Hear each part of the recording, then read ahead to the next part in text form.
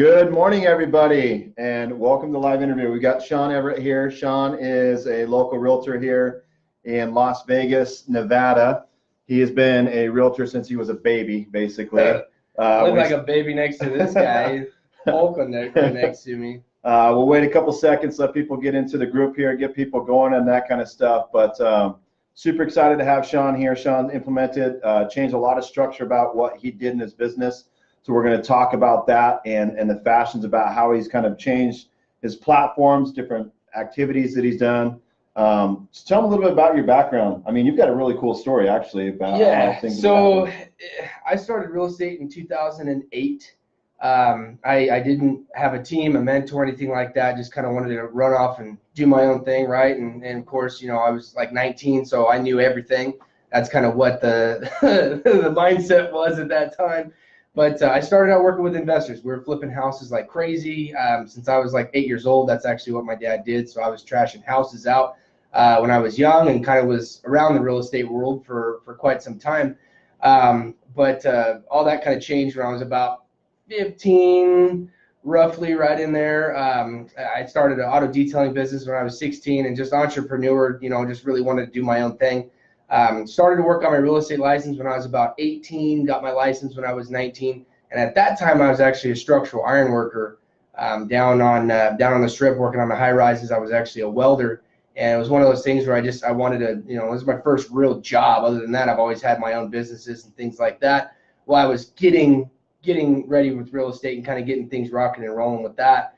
And then about 5 years ago, I actually had brain surgery and brought my wife on board because I didn't know if I was going to be out for, gosh, I didn't know if it was going to be months, years. I had no idea. And so she came on board, basically told me I had shit for systems and nothing that worked correctly. So she started implementing things, getting things rocking and rolling. But that's kind of where we formed our group that we have now, was because of the brain surgery. And believe me, I like to go into listing appointments. I got one today at 2 o'clock, and one of my favorite things to say is that I had brain surgery, and it's because my brain was bigger than my head.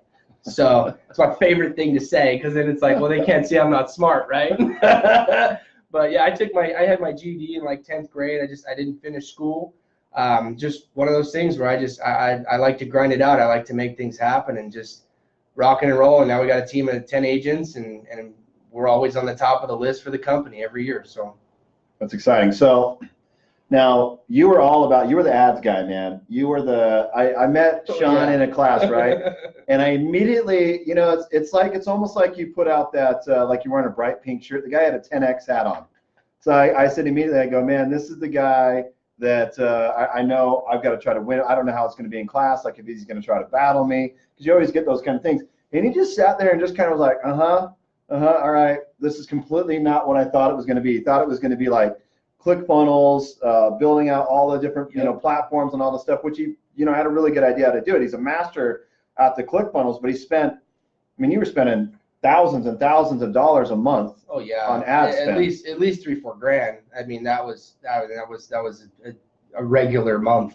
So now you've shifted gears. You went to the class. You actually are only one of my few one-on-one coaching clients that I do and have taken on. And talk a little bit about, because for me, when we first started coaching, I said, look, dude, you got to fix yourself first. You know, you're a stress ball waiting to explode on everybody. You know, you're running every which way from direction, kind of like what you started from the beginning when your wife came in and said, you got to create the systems. Yeah. And I said, you need to spend more time with your family. You need to do this kind of stuff. Things will get to it when you get to it. But we've now known each other for several months. You're the happiest I've seen you. You're taking vacation, you're doing the times, but your business and your ROI is dramatically increased. Oh yeah, big difference. So talk about that. Like, why do you see the shift in that, of where if you stick yourself personally and do these kind of things, but now you're creating, you know, you're not running the ads that you were, you're not on the phone calling every day like you were. Yeah. I don't even know last time you made the phone call on the Mojo dialer, kind of doing those kind of things. But what made that shift in your mindset to where a lot of these realtors that are watching this interview, they always struggle with, like, where do I begin? How do I start? What were your first things? I mean, you just kind of dove in, but tell them, like, what were your struggles at the beginning, but how did you overcome them? Well, my first struggle was I'm not a big guy as far as coaches go, and so I grilled the shit out of him. And I put me and my wife on the phone together, and we kind of tag teamed him right before we even signed up and got things going. And basically it was a mind shift change to where I was all about leads. Let's get 5,000 leads a month coming through, which that's a little overboard. It was more like 500 or 600 leads a month coming through. But I knew how to do it. I could generate as many as I wanted. But you got to grind it out a lot on those if you don't have ISAs or anything like that in place. I'm born and raised in Vegas, so I know a lot of people in Vegas. I know a lot of people in surrounding states as well. And the people actually like me, believe it or not, and so it's one of those things where I can easily get in with people and talk to them and help them out. They help me out kind of thing. And so what I first started doing is, and it took me 2 weeks before I really started to get a grasp on what needed to happen. So first I just jumped right into the portal and just started cranking through videos. I mean, I've watched, I don't know, 120 something videos. I don't know, maybe half or something like that with them.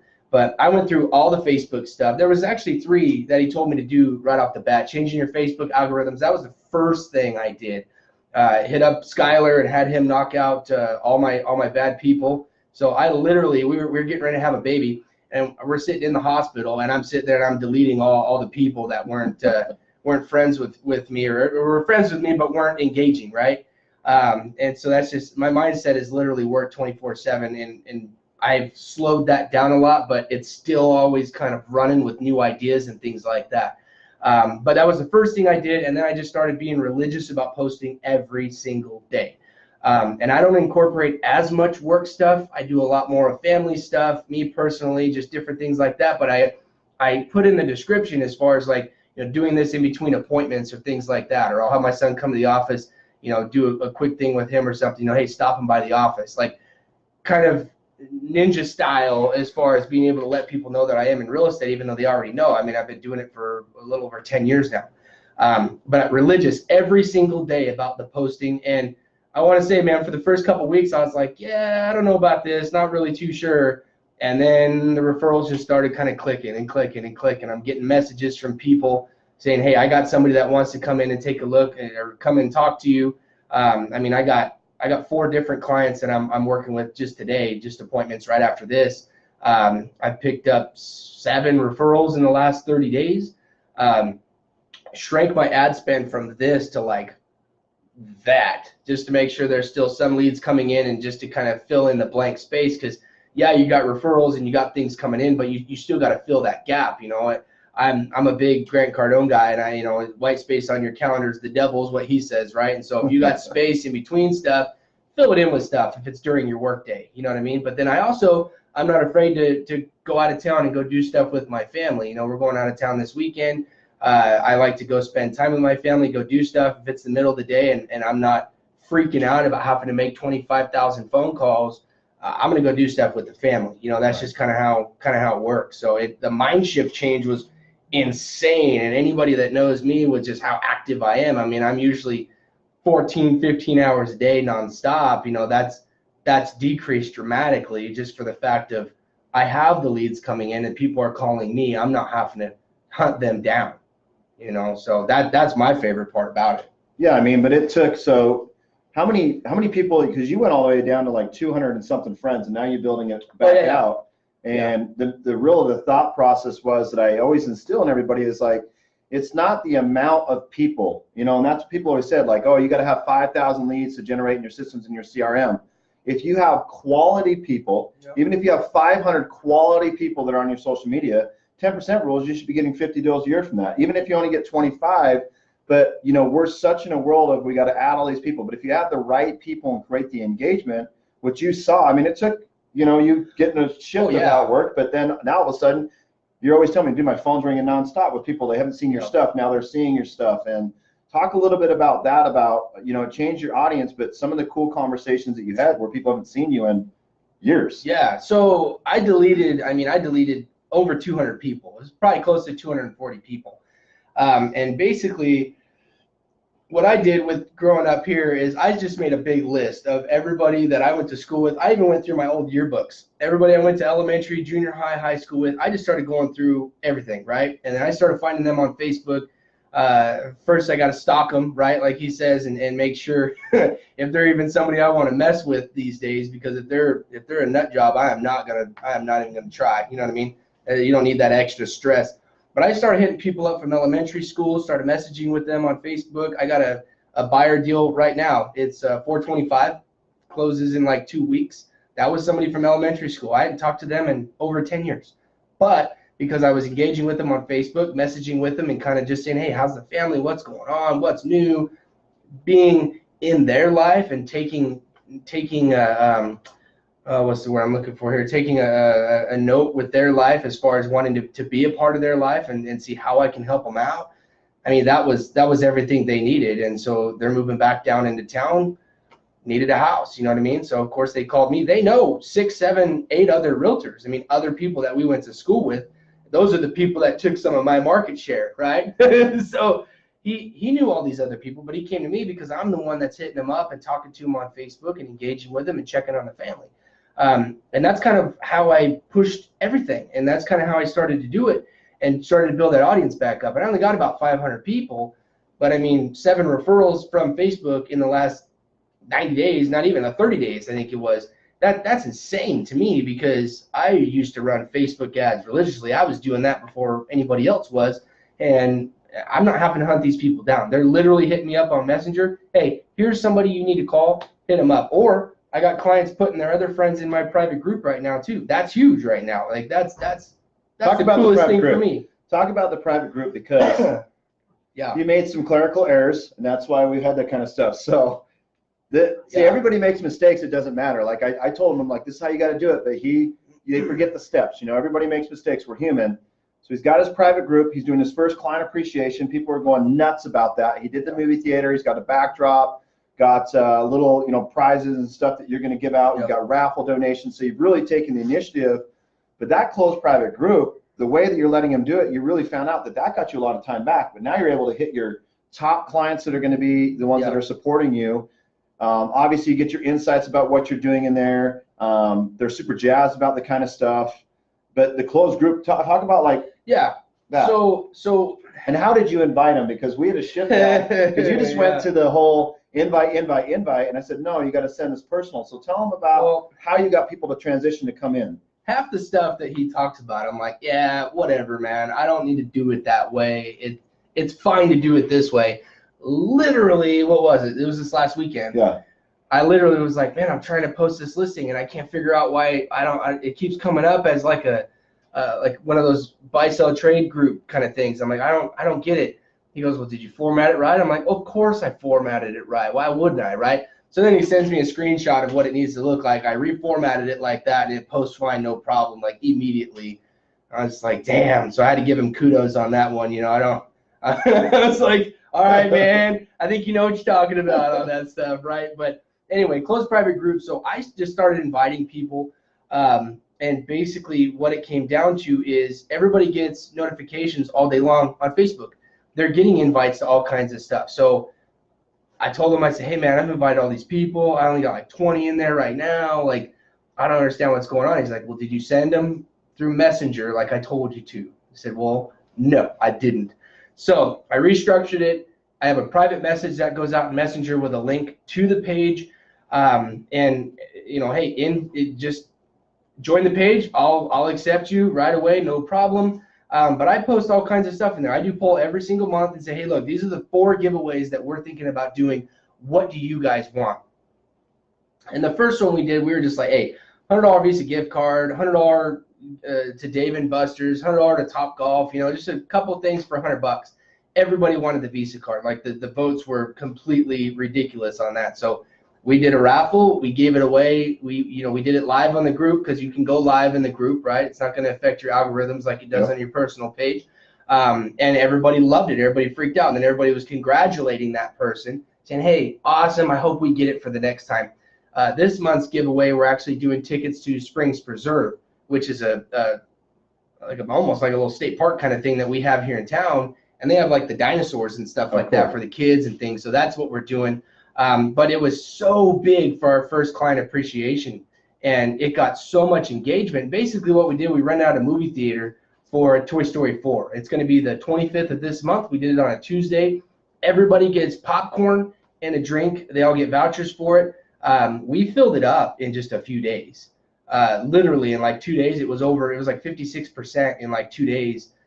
We just had the last couple of people snag tickets. So we booked up fast. We did the 72-seat theater. We're going to jump to the 125 next time because we had so many people that wanted to come and couldn't come. We got a photographer coming. We got all of our vendors to give us giveaways. I mean, people are freaking out about this, and I've never done anything like it.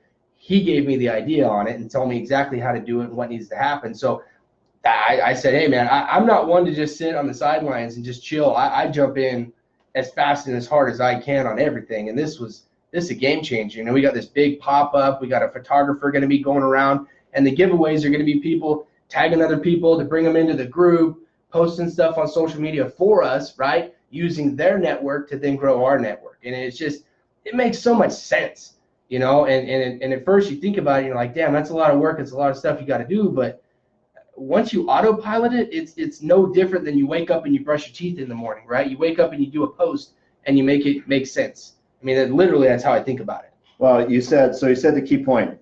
I think every activity that we do when we're not comfortable with something, our mindset always shifts to, that's a lot of work. Yeah. That's a lot of work because you don't understand what you're doing, but the process is to walk you through it, figure it out, you know, get the translation going. But what I would say to you is I'd say, well, that's a lot of work, right? But you have now 70-something people that like you. You now have to upgrade to a new movie theater with a bigger audience in the auditorium. They're going to advertise to thousands of people, and you spent literally a quarter of amount of money on just this event to get actual people that you know that are warm leads, warm generating people that like you, versus you spending the $3,000 minimum a month that you were spending to get people of leads and ads that don't even know you. Yeah. And here's the main thing that we've really structured with Sean, and obviously, you know, so he would take, when he first got in, he was spending, you know, an hour or two a day just going through the portal. Now he spends, you know, his 20 minutes as refresher, watches the lives, gets the content. You know, he's always in the group to respond right away with that kind of stuff. Yeah.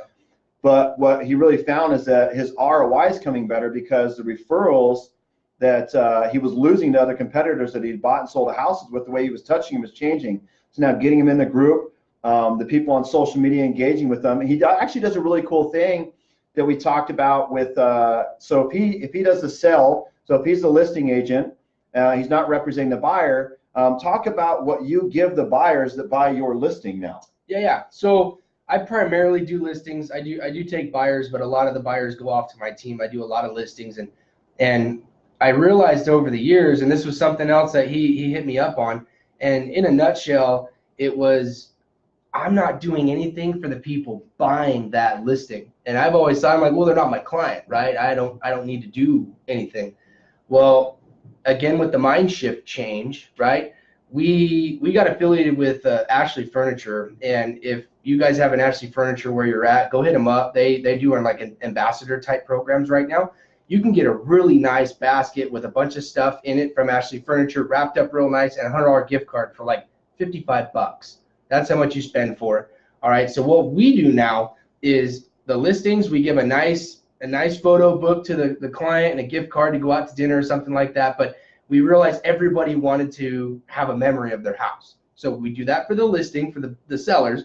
And then I drop one of those Ashley Furniture baskets with the gift card. Just leave it in the kitchen, right? And I do a video of the house. How does it work? What's going on? If my sellers want to be on it, cool. If not, I'll run through and do it, of how everything works. I put it on a thumb drive, and then I also have a YouTube link for them as well. I don't list it. I keep it unlisted, but they can still go to it and check it out because it's obviously their house, right? And a handwritten card. Then I put them on my monthly newsletter, which goes out to everybody. And once we started doing that and going past all my past sales, our newsletter doubled. I mean, more than doubled as far as the amount of people hitting them. And then we have a magazine that goes out every 6 weeks. So basically everybody forgets the realtor, right? What is it? After 90 days, they forget. 88% forget who the realtor is. That's like the statistics on it, and it's 100% true. I mean, I've gone through it myself in the past. So basically what we're trying to do is, hey, here you go, seller, awesome, buyer, here you go. Here's a little something from us. Your agent probably didn't get you anything because they suck, So use me next time, right? In a nutshell, that's kind of the lasting impression. Where it's at. Well, and here's the reason why if you take listings and you do that, because chances are, and it's 88% they're going to forget who their realtor is, with the buyers where they're going to sell. But what they're going to remember is when they go to sell their house. Man, you remember that video that listing agent that didn't even work with us, that got us the gift basket? Where is that? Or where can we find that? Or you're going to be top of mind before that other realtor that sold them the house. And now the question is they're going to call you because when I always ask, I don't ask realtors about what they do in their space. I ask consumers, and I gave them this analogy, and I said, who would you go to first? And they said, well, I would go to that person because they gave me something. They obviously knew what they're doing, but they'd already sold the house once before, so they can easily sell it again. Yeah. We brought, obviously the buyer came, but they listed it and sold it, but they don't understand how that works. And I said, well, actually, the buyer, and I explained it to them, and they said, yeah, but still in our mindset is that they left us a gift. And I said, well, because a lot of them have bought homes. So what did your agent give you for a closing gift? They're like, a board. This is what, like nothing of a lasting impression. A cutting board with the agent's information on it. Right. I mean, I know that's cool because you always see it, but if you're touching and you're doing it right, you're not expressing that. So I'm gonna see if we've got any questions here rolling through.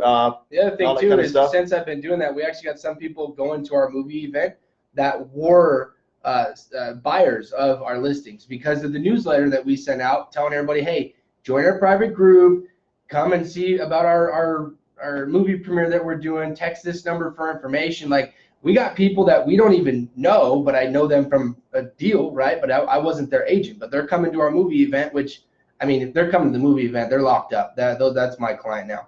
Right. But let's talk about this. So you got new agents that come in. You guys don't even know. Like, you know how cool he is? He's got a Thor hammer in his office. Been carrying around this thing all day. So if you ever come to Vegas and you visit Sean, just make sure you get to carry the Thor hammer around. And it's heavy. I'm not gonna lie, it's super heavy. Totally kidding. He's worthy. So we get new agents that come in. Obviously, their main focus is, gosh, there's just so much information, but obviously that's what you pay for. Where do I start? Where do I begin? If you could give advice to people, pressure points, things like that, what would you tell them of, what's the importance of having this right now in your space? Because you've been a realtor now for 10 years. You've seen the shift where it was really traditional, the farming of the flyers, the newsletters, and then Facebook ads came out and everybody dominated on Facebook ads, but then it kind of got an influx because guess what? Everybody did Facebook ads. But nobody really built out the sphere of influence on social media for all these years. Now that Facebook ads have basically gone away, like everybody's in a panic mode on how to do this. But so there's new agents, whether they're seasoned agents, whatever. What are some good nuggets that you can leave with them that you did? I know we talked about some good stuff that can really impact, that they can take away with from this interview that can help them today that they would need to implement into their business. Yeah, I mean, hit up everybody that you've met in your life, honestly. I mean, find them on social media. I mean, not a lot of people have 5,000 friends on Facebook, right? I mean, most people have 500,000, whatever, and a lot of realtors, they'll have 2,000, but 1,800 of them are other realtors, right? And so basically what I like to do, I don't care if they're in other cities, other states, doesn't matter. They're either going to move here. They still know other people that live here, right? So I like to reach out to everybody that knew me at one point in time in my life and just say, hey, how's it going? What's up? And kind of start that conversation for a week, right? You never want to go right into the sell. If you go right into the sell, they obviously know what you're there for, right? You got to show that you actually want to be a part of their life and see what's going on. But my biggest thing was I just made a list. I made a big list of everybody that I could remember. And then, like I was saying, I went through my Hold there 1 sec. Yes. This is important. If you guys listen, he charts his stuff. Yeah. He makes lists. I think that's a lost art where people, they don't make the list and then they think and then they don't remember where they left off and where they've got to begin again. He creates those little tasks that I talk about because then you're not coming in wondering what to do. So yeah, and put it in your Google Drive or whatever you use. You know what I mean? So you can always go in and edit it and change it. You put it on, chicken scratch on paper, you're gonna lose it. That's how it is, right? We got 20 MLS sheets that we're playing with every day, and maybe you wrote some stuff on the back of one, and chances are it probably got put in the shredder, right? So I like to put everything in the Google Drive on the cloud so that I can get in there and really change stuff up and really see where everything is. and track my ROIs on that. Like if you start tracking exactly what is happening, exactly what's going on, you're going to see a huge shift in your business. I mean, huge shift. I was all about 500 leads a month, 500 leads a month. Let's go, let's go, let's go. And I'm not saying, you know, you don't want to do some sort of other lead source and add stuff like that. I mean, it's always good to just build the space. But if you really focus on your sphere of influence, you're going to blow up and not have to really worry about a whole lot of stuff as far as the business coming in. I have a problem with doing like 25 things at a time. I like side projects and extra stuff because it's just my mindset and where I'm at. But man, if I started out and I literally built it out the way that he's talking about building it, if I had 5,000 people right now on my Facebook, I mean, I'd be 15 deals a month, no problem, and probably not spending a dime other than these client appreciations. And honestly, with how big some of this stuff is getting, I'd have to rent out 3 or 4 movie theaters. You know, I mean, it's crazy how much people want free stuff, right? And they want to be a part of something. And all these people are now going to say, look what my agent did for me. I've never seen anybody do it in Vegas. I haven't. I've heard about people doing it, but I've never seen anything on social media or anything like that. I got the idea from him when he talked about it. And man, it just, if you could really focus on your sphere and just be a part of their lives, right? And when you post stuff, if somebody comments, you know, obviously do it strategically. I try to reply midday and at the end of the day, right? So it resurfaces stuff organically and ready to go. But don't just like one-liners, you know, like little things. Like try to actually, if they said something nice to you, say something nice back. You know, show that you actually care, that they gave you a good comment, and you know, give just things back to them. We do birthday cards, we do home anniversary cards that go out. I was talking to John the other day about I send out birthday cards on the wrong day sometimes. Just have them call me, because what happens is they're gonna call me and be like, hey man, it's not my birthday. And then that's when I'm like, well, I know, I just wanted to talk to you, right? And then it starts a conversation. And so that kind of stuff I love, which is like his email he did where he misspelled something, everybody, there was an uproar, right? But it got everybody to hit him up. You just got to think a little outside the box on that kind of stuff and be creative. But like, what would you want somebody to give you, right? And that's like my entire mind shift, my entire mindset shift was, what do they want? And that's why the private group is so good, because I ask them, what do you want? Do you want a video about this? Do you want me to do you know, a certain giveaway, or what do you want? And then I give them what they want, and then they love me. Yeah, instead of just cramming it down their throat. So good questions that they have is, what do you name your private group? And I always say it's got to be your name and client appreciation group. I mean, Sean Everett Client Appreciation Group. That's what it is. That's exactly what it is. I mean, it's super simple. I mean, why name it something else? You can't say, you know, your name and, oh, my real estate group. Well, then they know that all you're going to talk about in there is real estate. But if it's a client appreciation group, and those are in the training portals that walk you through how to set them up, how to build them out. For the invites, that's where he messed up. He was just clicking people to get in. You can personalize it however you want. You can do a video explaining what it is. You can write out a text and have a link to the end of it, whatever you want to do. It's your audience. So either way of those is not a bad way to do it. I like the video approach, just to have you part of my closed private group. This is what we're going to do in here. Yes, you're seeing my face on video, but I'm more excited to have you in my group so that I can get back to you as my valued client and, you know, person that's helped build my business, and where we can stay connected and a little bit more. But like Sean was telling you, he lets them control the group. You know, he's asking them the questions. You know, he really in a sense is, but they're saying, hey, we want this or we want that, or now the movie theater thing that he first did, now he realizes he's got to get double the space because of how it's building out. Yeah. But what's going to happen is, after these events, they're going to be in there. They're advertising out there for you. They're going to have a backdrop. They're going to post on social media. So the personalized invitation is totally up to you guys. Those are great questions on how that is. But the first 5 posts, so somebody asked, they said, what are the first 5 posts that you do in your group? Well, if you look at mine, you've got to have the description about you know, what the group's all about. It's not so much about the first 5 posts. You've got your cover photo. I would have a welcoming video right away that comes in and explains, so they can do that, what it's all about. My welcome video, I use my family. So I got me, my wife, we had our baby who's 3 months old now. I mean, he was like a newborn, and then our 3-year-old. And we sat on the couch, we set up the tripod, made it look nice, you know, we got dressed looking good, and basically just said, hey, you know, you're the reason why we're even in the position we are and that we've had the business that we've had. We are so excited to start giving back to you. And just made the video all about the clients, all about them, and how much fun we're going to have.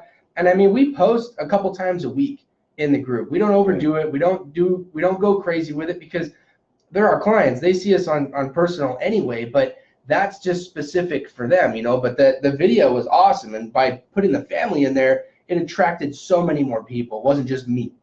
Right, and it's just, you know, I always preach is that it's just don't be the used car salesman.